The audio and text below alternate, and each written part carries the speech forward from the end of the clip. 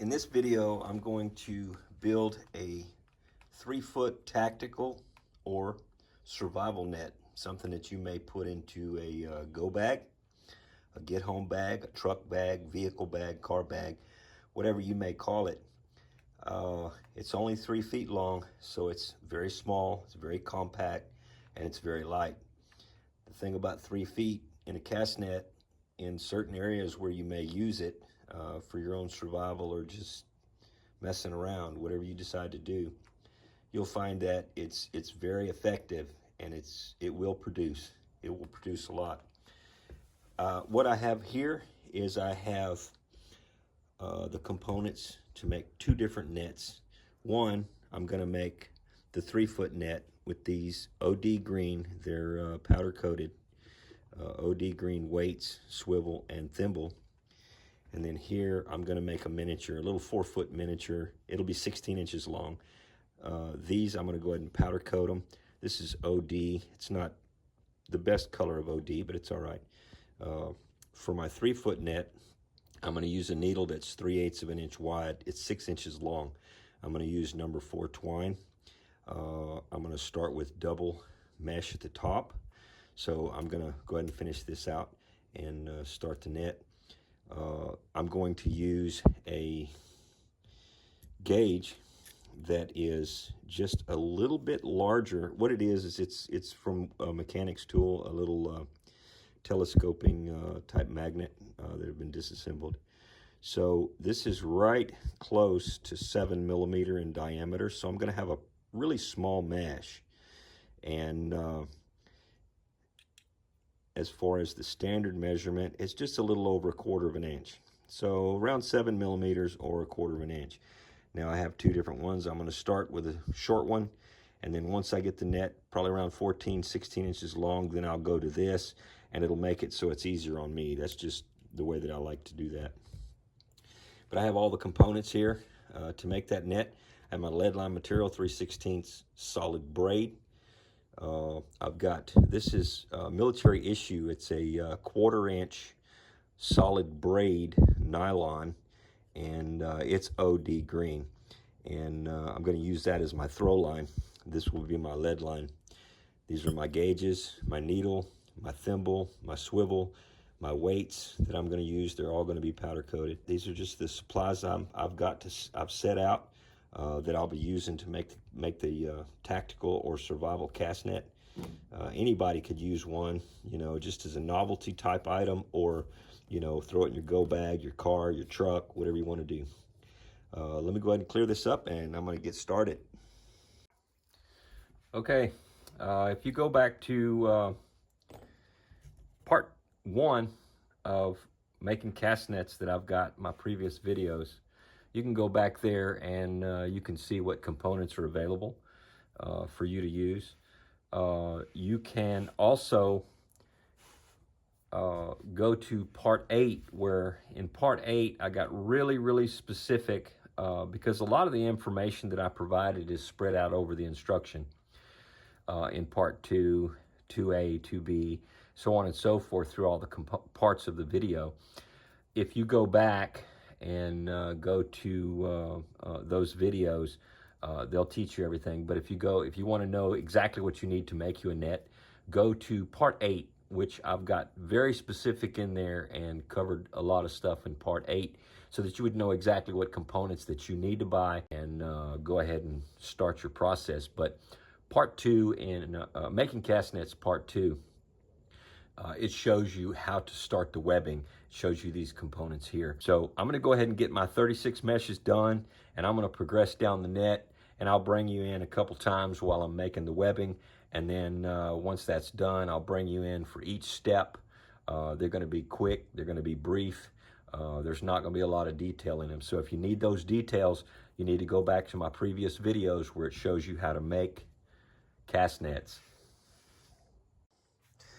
Okay, here we are. We've progressed down the net. We're 7.5 inches, 7.25 inches long about.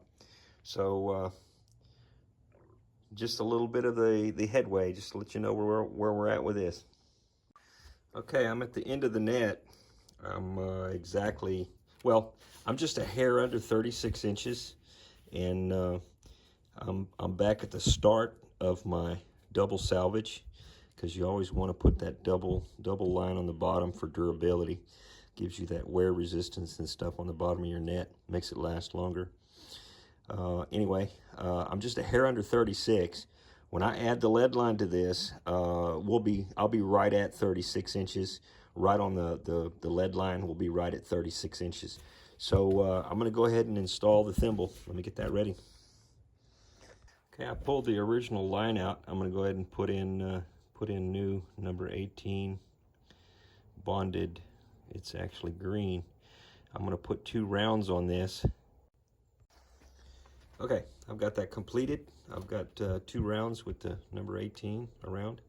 I'm not going to bore you with all these details, because all these details are covered in another section, another video, where it's adding the thimble to your net. So I'm going to go ahead and get this done. Okay, now that I have everything in here and balanced, I'm going to go ahead and put me a couple wraps to secure the loose side. Put me a couple wraps on here once I have that the way I want it. Okay, it's going to help protect that. Okay, so we have that thimble in there now. And now what we're going to do is we're going to flip it over. And so when we actually add in our braille lines, we've got a nice clean top. We'll put our braille lines through here. They'll go through here, and it'll be nice and smooth and clean on the top. Okay, we'll go ahead and hang the lead line. Okay, I got my 79 weights sinkers on my lead line. What I'm going to do is I'm going to put them on a scale so that we have a base idea of how much our net is going to weigh. So, of course, we're going to have lead line. We're going to have more twine or more cord for the lead line. So that comes to 56, which is 3.5 pounds, just in weight. 3.5, just a micro hair over 3.5. And then I'm going to take all the webbing, put it on there. So we're 62 ounces.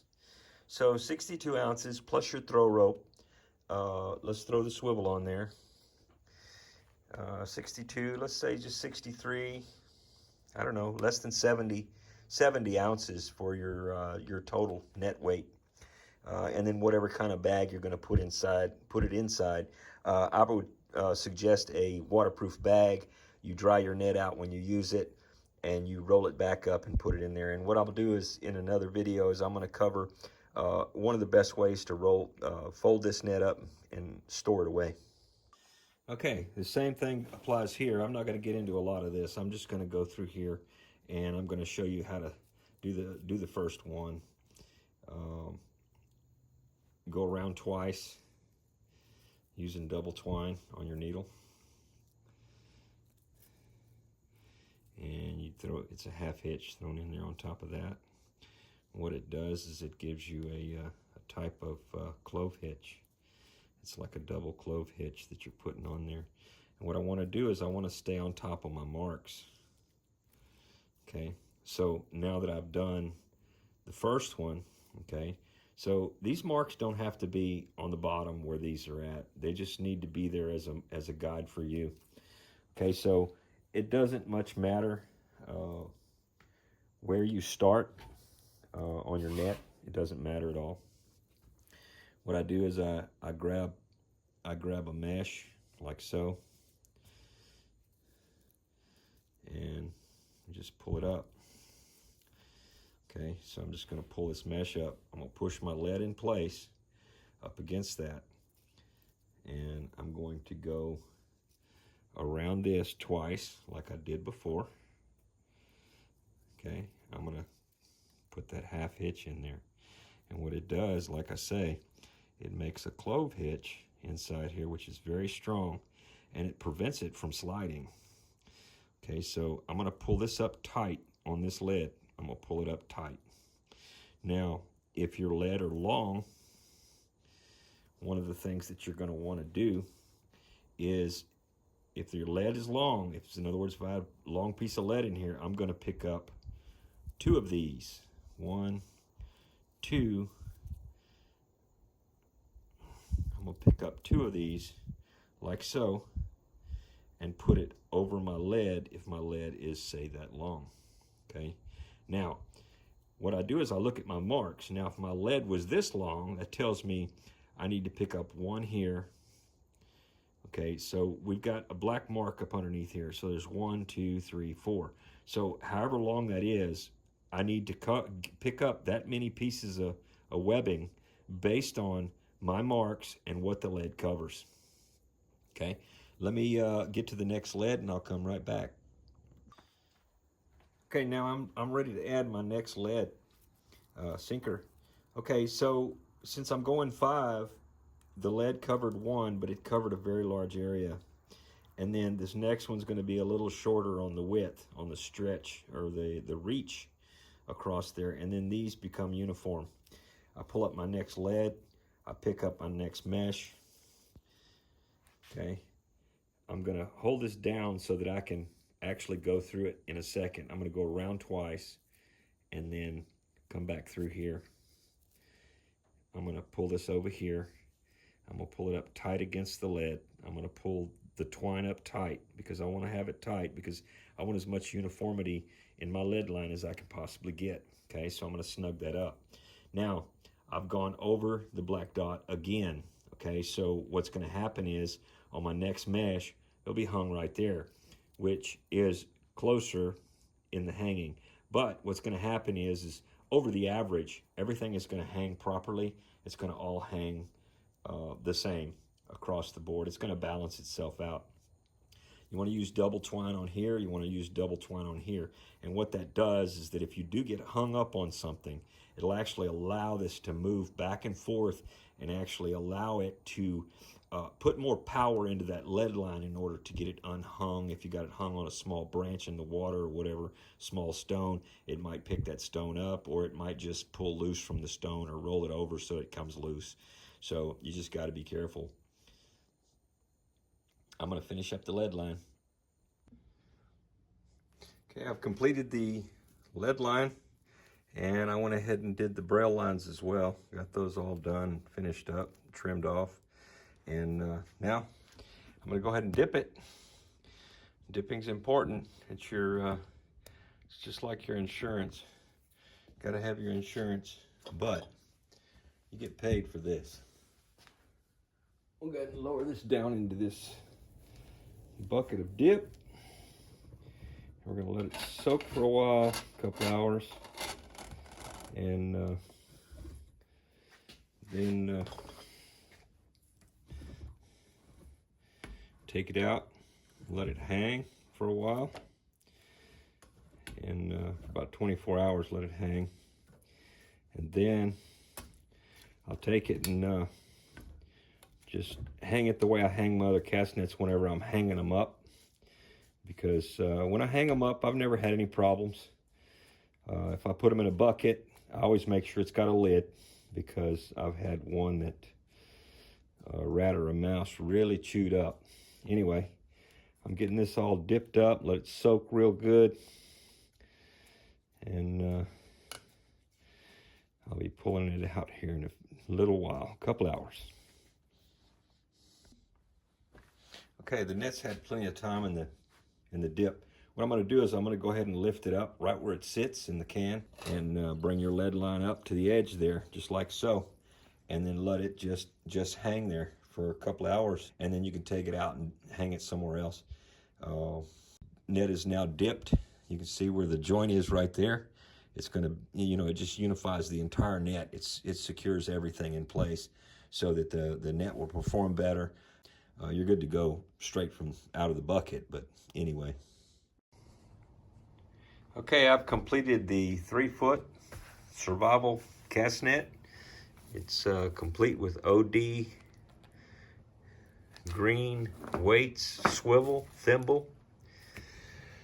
It could be used as a tactical net too if you want it, I guess. Now all I need is a waterproof bag, and we'll be good to go. I'll put my throw rope on there, which is OD green as well. and good to go. Thanks for watching.